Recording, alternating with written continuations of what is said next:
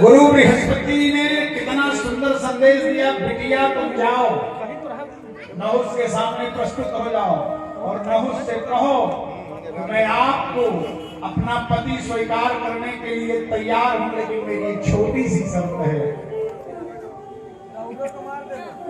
सची ने कहा गुरुदेव कौन सी शर्त बताऊंगी? कहा कह देना कि मेरे पति का अता पता नहीं लग रहा है, या तो ये सिद्ध हो जाए कि मेरे पति का प्राणांत हो गया, तब मैं आपको स्वीकार कर लूंगी। और जब तक अगर मेरा पति जीवित है तो मैं अगर दूसरा पति करती हूं तो मेरा धर्म भी होता है। आप देवराज इंद्र हैं, कुछ तो सोचें। नहुस ने स्वीकार कर लिया, जाओ तलाश करो, तुम्हें 3 महीने का समय देता हूं। 3 महीने में तुमने अपने पति को तलाश लिया तो मैं तुम्हें छोड़ दूंगा, नहीं तो तुम्हें मेरी बामांगी बनके जैसे देवराज इंद्र के साथ रहती थी वैसे तुम्हें मेरी सेवा में समर्पित रहना पड़ेगा। सची ने स्वीकार कर लिया। गुरुदेव बृहस्पति ने अग्निदेव को भेजा, वरुण देव को भेजा, अन्य देवताओं को भेजा तलाश करने के लिए। गए, एक पेड़ों की झुरमुट में छुपे हुए थे देवराज इंद्र। सची ने देखा बिल्कुल मैंने कुचेली ब्रह्महत्या लगी थी, शरीर निस्तेज हो गया था।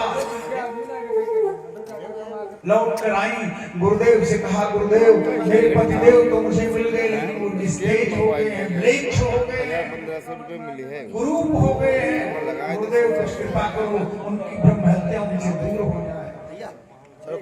गुरुदेव बृहस्पति ने कहा मेरे में वो सामर्थ्य नहीं है, शक्ति की उपासना करनी है।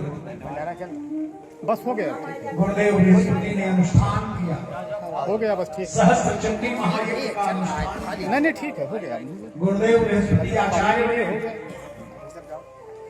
सची देवी यजमान बनी, पूजन हुआ, अर्चन हुआ, होम हुई, देवी प्रकट भई। देवी ने कहा इंद्र की ब्रह्महत्या समाप्त हो जाएगी, लेकिन ब्रह्महत्या को कुछ भागों में विभक्त करना पड़ेगा। देवी की अनुमति मांगकर गुरुदेव बृहस्पति ने कहा आदेश करिए। भगवती ने आदेश किया, ध्यान से सुनना, इंद्र की ब्रह्महत्या को 4 भागों में बांटा गया। एक भाग पृथ्वी को मिला, एक भाग जल को मिला, एक भाग वृक्षों को मिला और एक भाग माताओं बहनों को मिला। यहाँ है कुछ बोला जी, उस ब्रह्महत्या के 4 भाग हुए। पृथ्वी को जो भाग मिला वो आज दूसरे के रूप में दिखाई चल रहा है। जल को जो भाग मिला वो फेन के रूप में दिखाई देता है। वृक्षों को जो भाग मिला वो गोंद के रूप में दिखाई देता है। माताओं बहनों को जो भाग मिला वो इनके ऋतु पर्व के रूप में दिखाई देता है। निस्तेज से तेजवान हुआ देवराज इंद्र, भगवती की कृपा से लौट कर आया।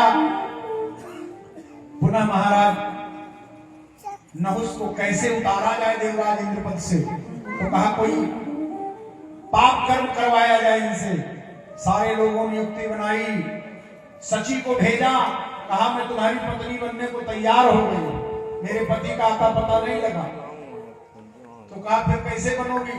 कहा तुम मुझे लेने के लिए जिस पालकी में बैठ के आओ उस पालकी को ढोने वाले ऋषि मनीषी हों, और ऋषि मनीषियों की पालकी में बैठ कर आओ, फिर मैं तुम्हारे साथ विदा होने को तैयार हूं। मुनि अगस्त और मुनि वशिष्ठ पालकी में लगाए गए। उस पालकी पे नहुस बैठा। अब देखो पाप कर्म क्या कर रहा है।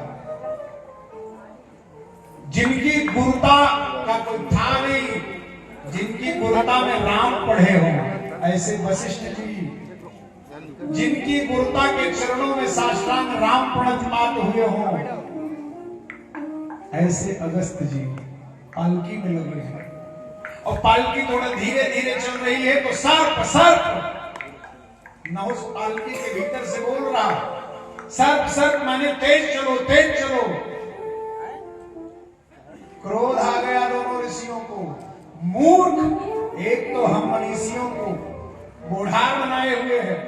और दूसरे सर्प सर्प कह रहा है जा तुझे सर्प योनि प्राप्त हो।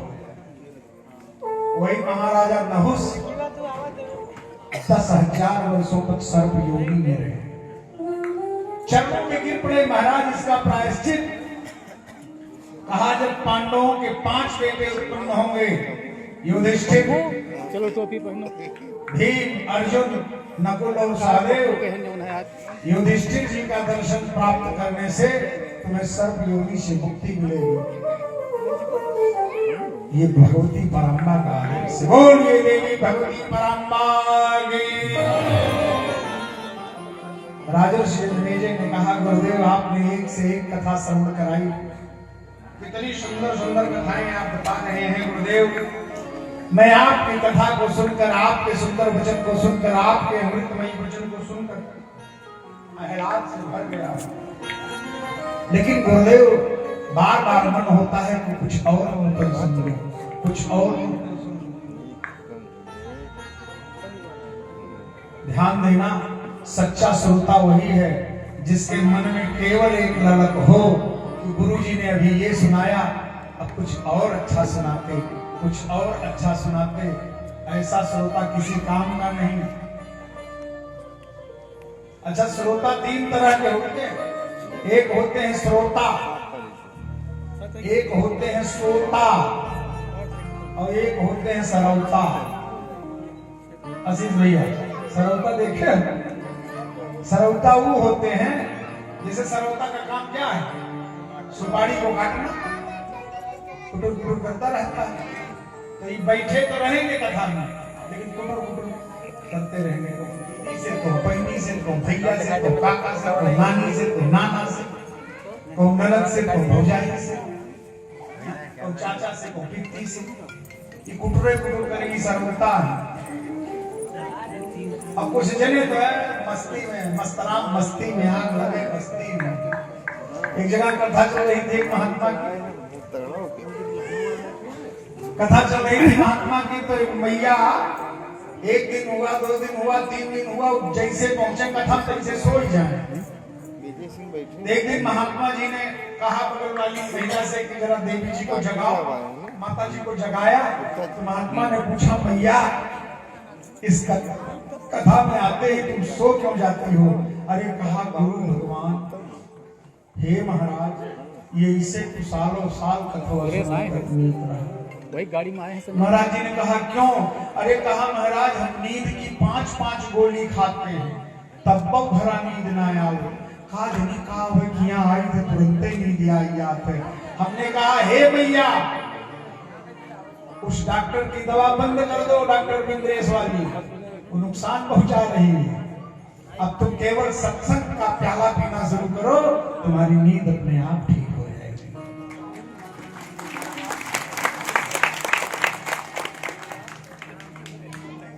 सत्संग का प्याला बरस रहा जगदम्बा जी के चरणों।